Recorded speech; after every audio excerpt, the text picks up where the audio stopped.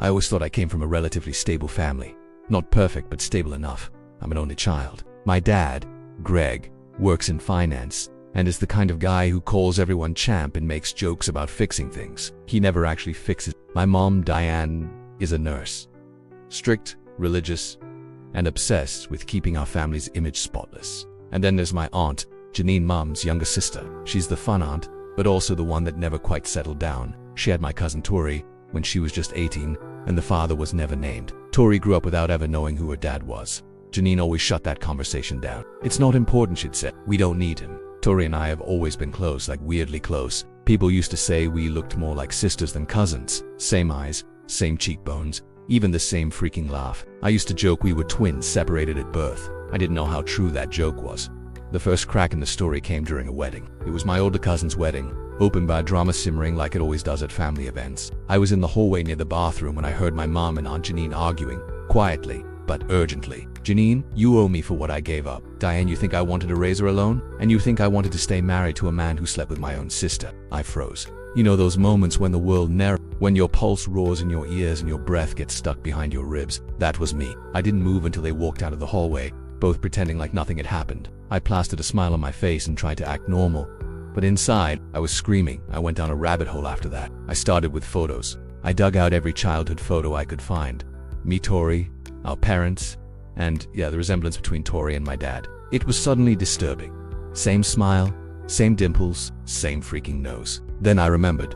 My mom used to work night shifts back when I was a baby. Sometimes she'd joke about how Greg and Janine had to babysit together. The joke doesn't land the same now. I started watching how Dad acted around Janine. There was tension there, and not just in-law tension. Something deeper. Guilt, maybe, but the final nail in the coffin. Tori and I were hanging out at her apartment a week later, drinking wine and watching dumb true crime documentaries, when she said, "You ever wonder who my dad is? Like, really wonder?" I gave her a look and said, "Do you want to find out?" She hesitated, then said yes. We both took a DNA test that night, swabbed our cheeks and mailed it off with shaky hands. What we didn't know was that the test would unravel more than just biology. It would expose every lie our family ever told. So yeah, Tori and I sent off those DNA tests, half excited. It felt like we were about to rip open something ancient and rotten, something our family buried long ago and hoped we'd never find. We laughed nervously about it for the first few days, joking that we'd find out we were related to some celebrity, or that Tori's mystery dad would turn out to be a rock star. But deep down I already knew. Something in my gut, in the way my mom looked at Aunt Janine during family events, in the weird silence when Tori asked about her father, was screaming. I didn't want it to be true, but a small part of me knew we weren't just cousins. 3 weeks later, the results came in. I opened the email in the middle of the night. Tori was on FaceTime with me. I clicked through the results, heartbeat like a drum in my ears. Under the close family, parent-child section, I saw her name, Tori Meyer, screen blurred. I stared. Tori stared. Neither of us spoke for a full minute. I whispered, "It says half-sister." Tori's mouth dropped. "What?" I turned the phone to show her. Half-sister, not cousin, not second cousin, not close relative. Half-sister, that one line, that single sentence shattered everything I believed about my family. Tori went pale and whispered, "Then, who's my dad?" I already knew we both did. It didn't even need to be said. Greg, my father, the man who raised me, the man married to my mom. He was both our fathers. We were spiraling. Tori started crying. I was shaking so bad I had to put the phone down. My whole body felt like it was made of static. All I could think about were those Sunday BBQs, the holidays, the family vacations where my dad paid for everything, all the times he hugged us both and called us his girls. He knew. He had to know. The next morning, I confronted my mom. She was folding laundry like nothing was wrong, like she wasn't standing on the edge of a decade-long lie. I showed her the results and said, "Tori's not my cousin. She's my sister." She froze. Not a flinch, not a word. Just stopped. Then she sat down slowly and said, "So you found out I couldn't even breathe?" I asked, "You knew?" She nodded quietly, like she wasn't blowing up my entire universe. It was one night of fight. I had picked up a double shift. Janine was vulnerable. He was drunk. That's the story. You want more? I asked her how she could live with it, how she could let me and Tori grow up so close, like sisters, without ever telling us the truth. Her response, because what good would it have done? It would have just torn everything apart. I screamed. I actually screamed. It's already torn apart. And then came the next betrayal. I asked her, "Does Dad know?" She looked at me and said nothing. That's when I knew. He always knew. I didn't sleep that night.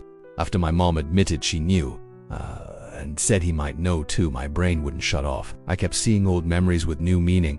Dad hugging Janine a little too tight. Christmas buying Tori a nicer gift than me on my 13th birthday, the way his face always went stiff when anyone joked about Tori's mystery dad. The next morning I confronted him. He was out back watering the lawn wearing that stupid grill master apron, even though no one was grilling anything. I walked straight up to him and said, "She's not just my cousin, she's my sister." He turned off the hose. Slowly, quietly, like he'd been expecting this day. He didn't even pretend not to know. He just nodded and said, "I always thought the truth would come out eventually." I lost it. I asked him everything I've been holding in. How could you do that to Mom? How could you do that to Janine? How could you let me and Tori grow up not knowing we were sisters? Did you ever love either of us? Or were we just your collateral damage? His response, "I loved both of you, in different ways, and I never meant to hurt anyone. I've never heard anything sound more hollow." Then he gave me his version of the story. He said things between him and Mom were strained back then. She was gone all the time with work. He felt unseen. Janine was around a lot, helping babysit me when I was a toddler. One night, wine, weakness, loneliness, all the usual excuses. He begged her to keep it quiet. It would have destroyed the family, he said. "I didn't want you growing up in a broken home." Too bad he broke it anyway, just in slow motion. The part that really crushed me. He did things for Tori. Secret things. Paid for her braces when Janine won a scratch ticket. Covered her first year of college under a scholarship no one could verify. Helped get her an internship at his firm and told people she was his niece as a favor. All those years, he was being a father in the shadows, while playing the proud dad to just me in the light. It felt calculated, like he wanted the moral high ground without the consequences. Like he wanted credit for being honorable, without ever being honest. And Janine, she never married, never even seriously dated again. Now I know why. She was tied to my father by one terrible mistake, and carrying the burden of a child she couldn't. He fully explained, and Mom, she knew, stayed anyway. Built a glass house around all of us and dared the world to throw the first stone. And Tori didn't know a damn thing. Until now. When I called her that night and told her what Dad had said, she cried, not just tears, like guttural sobs. She said, "I always thought I was just forgotten. Now I know I was ignored on purpose. We were both born into a lie, raised inside of it, praised for being so close while they kept the truth locked in some dusty attic of family shame. But the dust is off now, and so is the mask." After I hung up with Tori, everything felt different. We had spent our whole lives thinking we were cousins, thinking the most scandalous thing in our family was Aunt Janine's mysterious dating history. Turns out, we were the scandal, and we were the only ones who hadn't known. The next day I called a family meeting, I guess like something out of a bad soap opera, but I didn't know what else to do. I couldn't keep pretending like things were normal. I couldn't keep smiling at holiday dinners while half the table sat on lies. So I invited everyone to my apartment, my mom, Dad, Janine, and Tori. No one knew why, but they came. The moment everyone sat down, the tension was instant. My mom brought a salad. Janine brought that fake bubbly energy she always used when she was Dad looked like he was attending his own funeral. I started by putting my phone on the table. "I know," I said. No one asked what I meant. They all knew. Then I turned to Tori and said, "She knows too." Tori nodded, her jaw clenched. Half-sister confirmed. My mom was the first to speak. She sighed and said, "I told you this would happen, Greg. I told you they'd figure it out eventually." Dad didn't respond, just stared down at the table like it might swallow him whole. Tori looked at Janine, tears in her eyes. "Why didn't you tell me?" Janine's voice broke. "Because I didn't want you to grow up thinking you were a mistake." Tori, but I wasn't I? Janine, no, you were. The consequence, but never the mistake. Then I asked the real question. Did any of you ever think we deserved the truth? That maybe we had a right to know who we were? My mom said. I stayed in the marriage. I put my pride in the closet so we could be a family. Do you think that was easy? And then Dad finally spoke. It was one night, and I paid for it every day since. I snapped. No, you didn't. Janine paid. Tori paid. I paid. You gotta live in your house, play Dad of the Year, smile in our Christmas cards, and keep your reputation. His silence told me I was right. And then Tori said the quiet part out loud. I don't want anything to do with either of you ever again. She grabbed her purse and walked out. Didn't look back. Janine tried to follow, but Tori shut the door in her face. She turned to us, shaking. She was your daughter too, she said to my dad, before storming off after her. That was the last time we were all in a room together. Where things stand now, my mom and dad are still together, technically, but something between them is broken. You can see it in the way she speaks to him now. Like every word tastes bitter.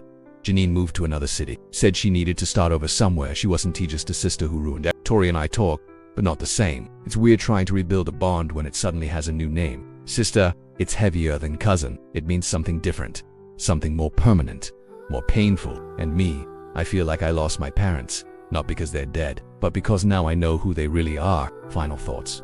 If you're reading this thinking it couldn't happen to me, trust me, that's what I thought too. But the truth has a way of seeping through cracks, and when it finally bursts, it doesn't just destroy lies. It redefines everything you thought was real.